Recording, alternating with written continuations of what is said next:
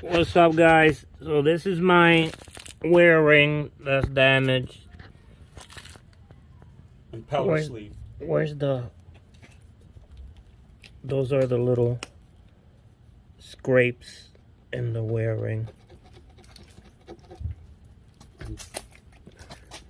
That's what it's supposed to look like. That's what it's supposed to look like. Almost a mirror. But you can see there where it's worn. So I'm gonna show you guys a way to take it out with vice grips. Now you may have your own way of taking this out, and there's also a tool to take this off, but it's very expensive. So this is my way of taking it out. Me and my brother Blaster Joe. So if you have your way of taking it out, then share it with me in the comments. Here, hold on to that. I already took out the pump. Taking out the pump and the impeller is in another one of my videos. This is just to show you how to take the wear ring off. All right, guys, to remove the impeller sleeve from the jet pump, you need to clamp preferably 4 strong vice grips around the edges, because you're going to have to pry up all around the sides to get it to wiggle out. There's 2 O-rings on the inside, so you also want to spray some penetrant in here to loosen it up, because the sleeve has a plastic shroud, and then the plastic touching the rubber, it sticks. So that'll keep you in there pretty tight. It's going to be snug when you put it back in, but you're basically going to pry a little here, pry a little here, pry on the other one until you're able to wiggle it, and then eventually it'll get right up to there. And then when it gets right up to there, you grab the vice grips and you just keep wiggling, wiggling, wiggling, and then it comes out. And if you look at the sleeve, there's the damage of the sleeve right there. These are grooves. They're about 5 to 10 thousandths deep. Right, that can cause cavitation. That definitely causes cavitation. So that's a worn out sleeve. Now if you look inside the jet pump, you have these grooves. These 2 grooves.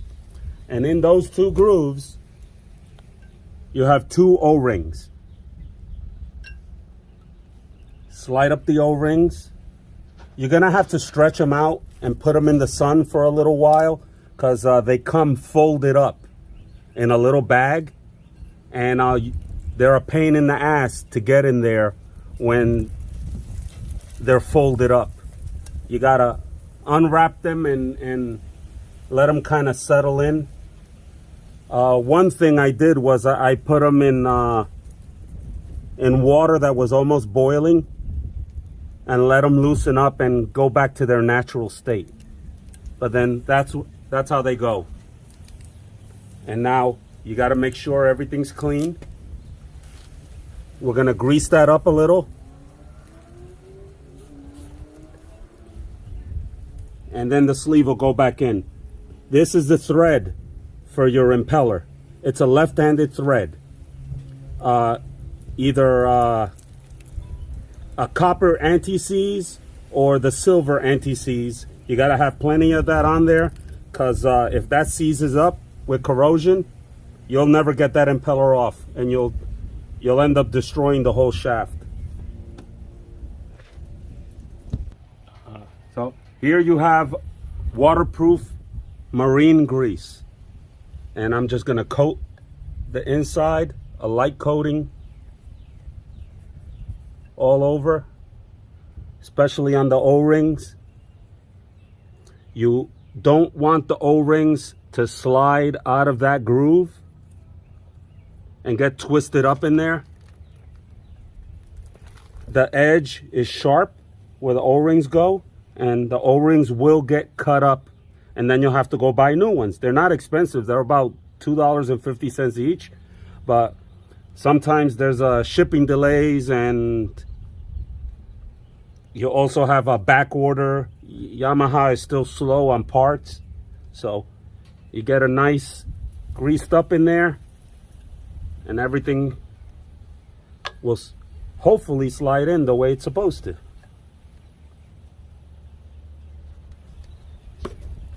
Here is your brand new sleeve. If you look at it, that's the way it's supposed to look. It's almost a mirror finish. That is smooth. You could barely feel the ridges of when that was cut at the factory by a lathe. And then outside is your plastic sleeve. That's your locator, and it locates there. So now my next step is I'm just gonna spray a little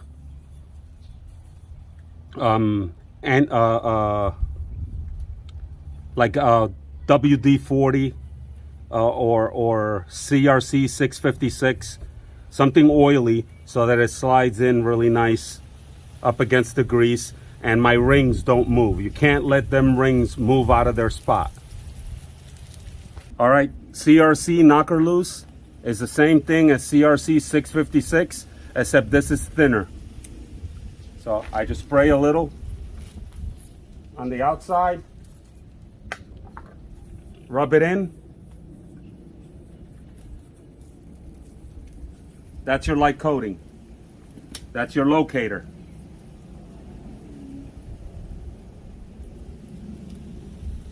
Line it up.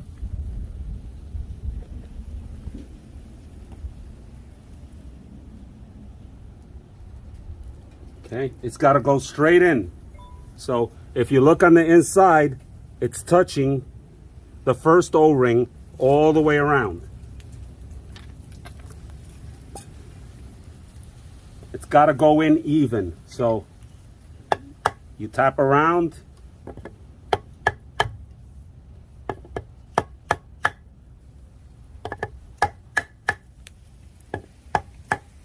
Making sure it's level. It's still lined up with the notch.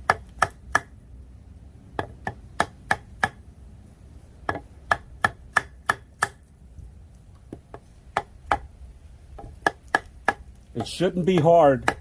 If you have to fight with this, then you're doing it wrong. This thing should go in very easily. These are just light little taps, making sure it's going down even.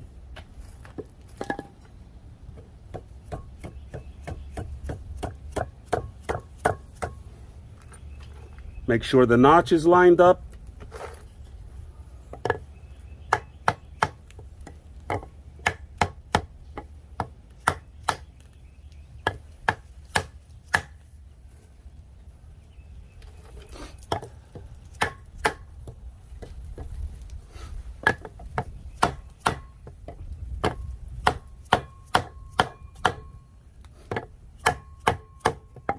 If you hear the sound, it's a lot more solid now.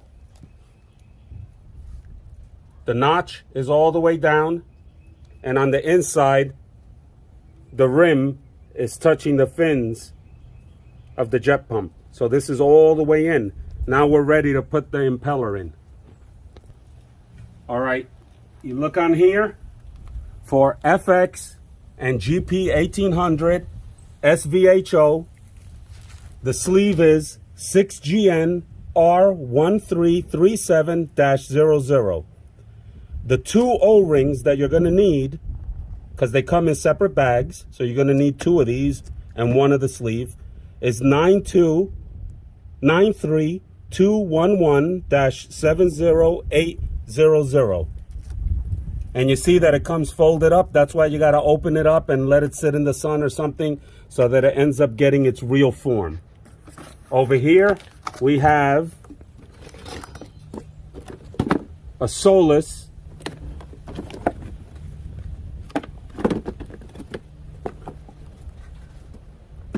A Solus 1316.5. Pitched, balanced, and blueprinted by Impros. That's their web page. That's their phone number.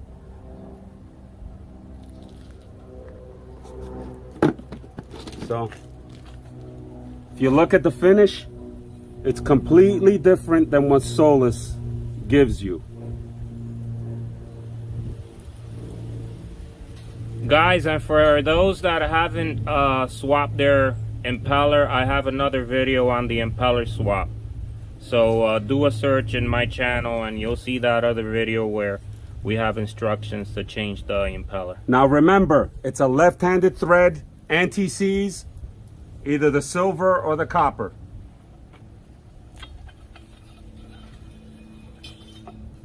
Okay? And it's left-handed thread.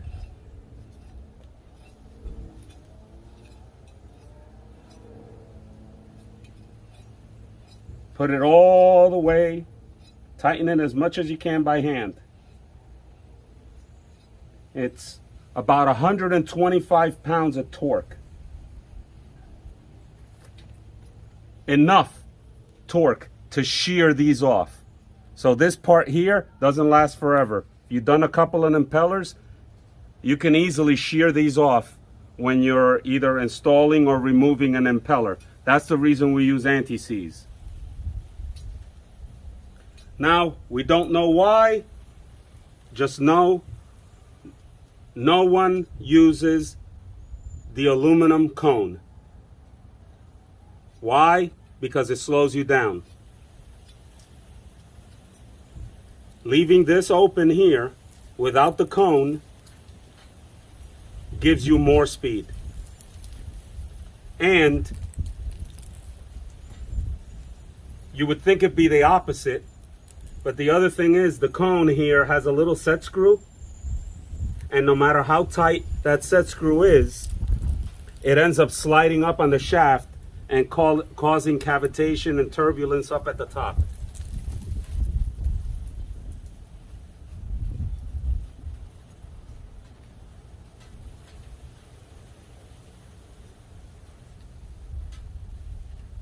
It's been that way since forever.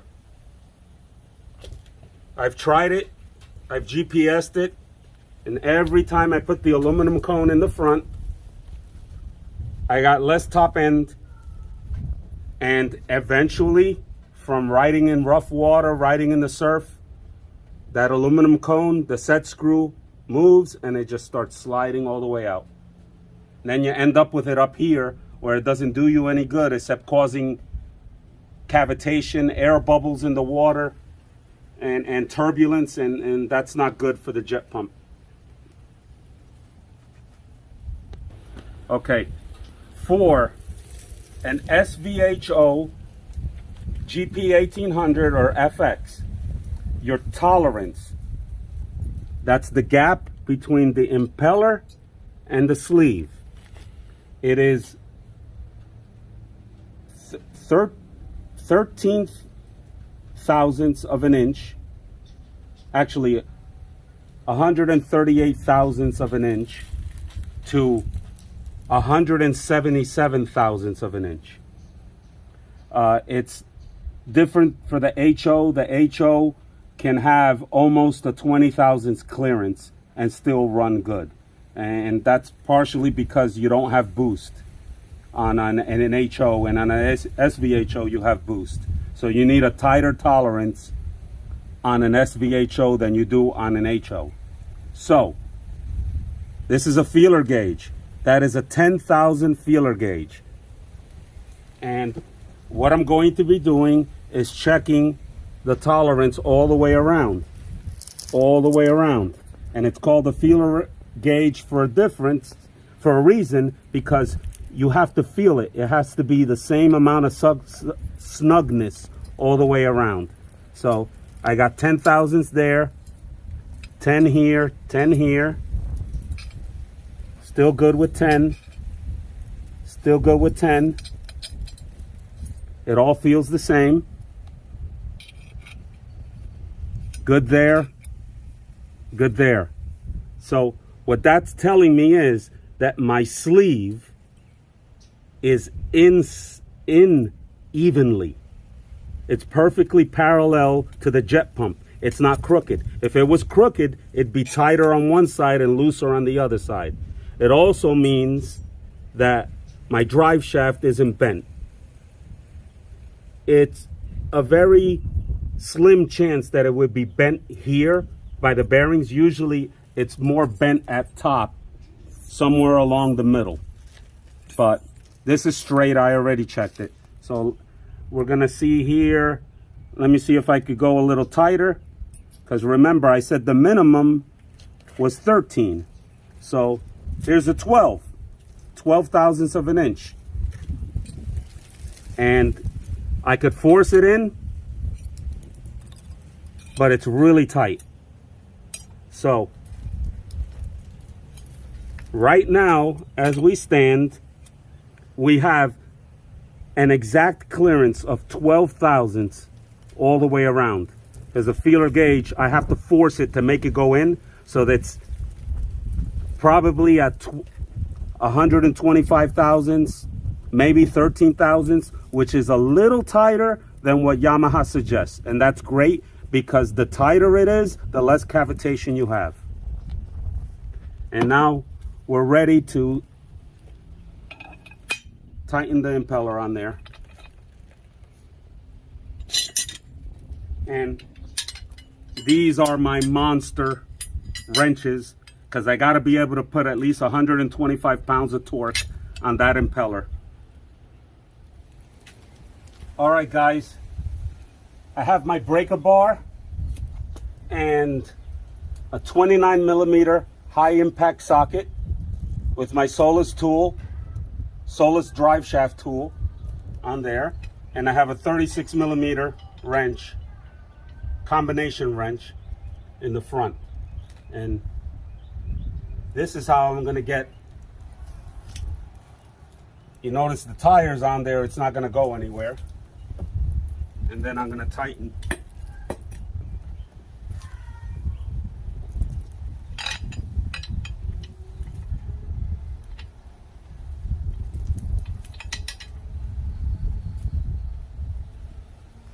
Right?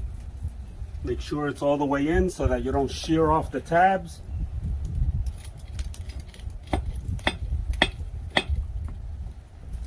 One more. You don't want the impeller loosening up on you from reverse thrust, but sometimes when you slow down quickly or accelerate quickly, your impeller will actually turn in the opposite direction due to the actual water and the torque and the load of the water inside the jet pump. If that